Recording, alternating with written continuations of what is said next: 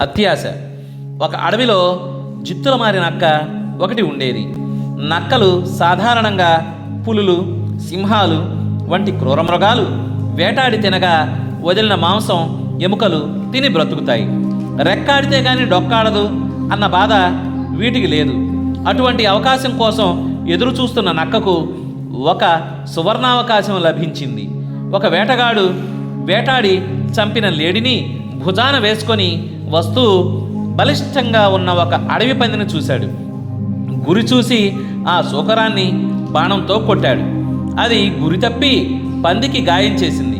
అడవి పంది రెచ్చిపోయి కోపంతో వేటగాడి మీద దాడి చేసి చంపేసింది.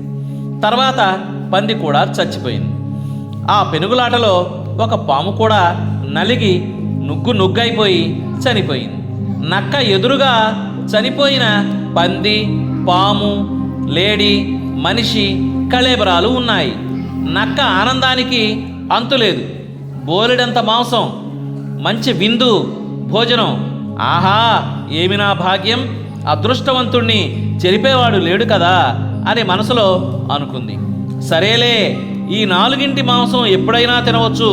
ముందుగా నరాలతో తయారు చేసిన వింటి నారిని తింటాను అనుకొని వింటిని కాలి కింద పెట్టి నారిని కొరికింది. బిగుతుగా ఉన్న నారి తెగిపోవడం వల్ల విల్లు వేగంగా నక్క గుండెకు తగిలింది. ఆ దెబ్బకు నక్క గిలగల తన్నుకుంటూ చనిపోయింది. ఆశ అతిగా మారితే అన్నీ కావాలనుకుంటారు, ఉన్నవాటితో సర్దుకోలేరు. ఆ ప్రయత్నంలో ఆలోచన లేకుండా ప్రవర్తిస్తారు.